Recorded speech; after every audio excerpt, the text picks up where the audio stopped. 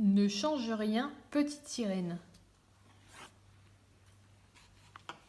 Depuis tout petit, Victor l'amoureux est tout le temps amoureux et il adore toutes les histoires d'amour. Sa grand-mère lui a confié un secret, il y a de folles histoires d'amour à découvrir dans les livres. Alors Victor lit tous les contes, ce jour-là il se plonge dans La petite sirène. Il était une fois une petite sirène qui avait une voix d'or. Elle tomba un jour éperdument amoureuse d'un prince, mais ne savait pas comment s'en faire aimer en retour. Pressée, la petite sirène rendit visite à la sorcière des mers qui lui dit « Si tu me donnes ta voix, je te donnerai des jambes et un filtre d'amour. Tu pourras donc aller vivre sur terre et tu épouseras ton prince. » Ah non, se révolte Victor, le prince doit aimer la petite sirène comme elle est. Sinon, ce n'est pas une belle histoire d'amour. Aussitôt, Victor enfile son masque et son tuba et se plonge dans le livre. Victor surgit de la plage au moment où la petite sirène s'apprête à donner sa voix à l'horrible sorcière des mers. Victor hurle « Hé, arrête! Ça ne va pas de te sacrifier par amour ?» « Mais jamais le prince ne m'aimera avec mes écailles, sanglote la petite sirène. Comment vivre ensemble ?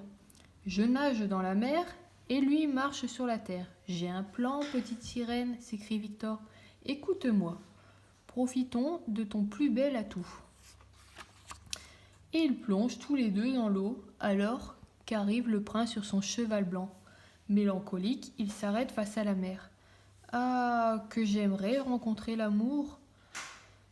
Je ne veux pas épouser la fille grognon que mon père m'a choisie. Aussitôt, Victor saute hors de l'eau et lance avec enthousiasme. Prince, fais construire un palais au bord de cet océan et ton vœu sera exaucé. Tu rencontreras une belle jeune fille dont la voix te charmera. Quand viendra-t-elle ?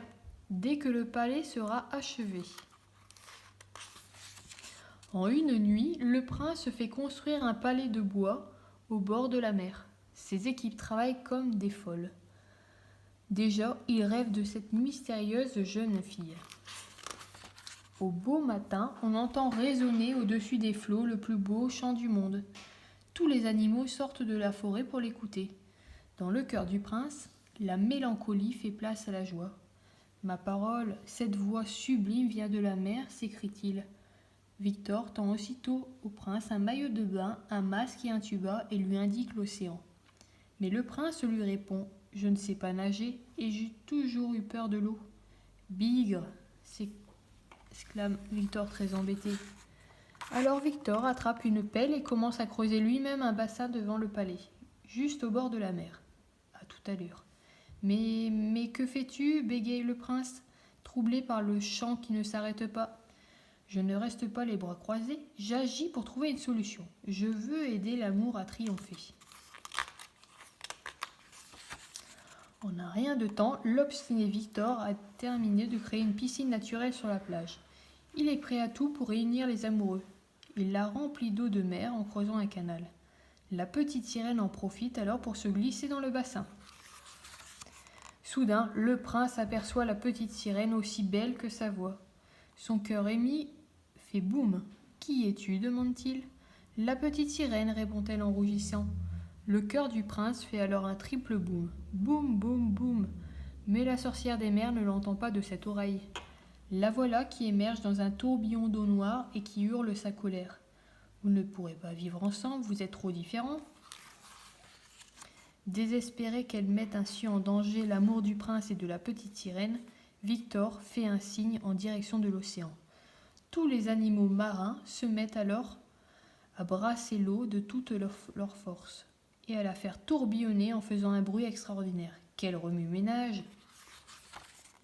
Le vacarme est tel que la sorcière des mers, les mains sur les oreilles, préfère replonger au fond de l'océan, d'où elle n'est pas près de revenir.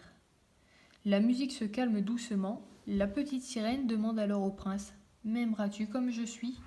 Surtout, ne change rien, petite sirène, ta voix d'or a touché mon cœur. Et c'est ainsi que la sirène épousa le prince, qui l'aima comme elle était. Elle aussi l'adorait avec ses petits défauts.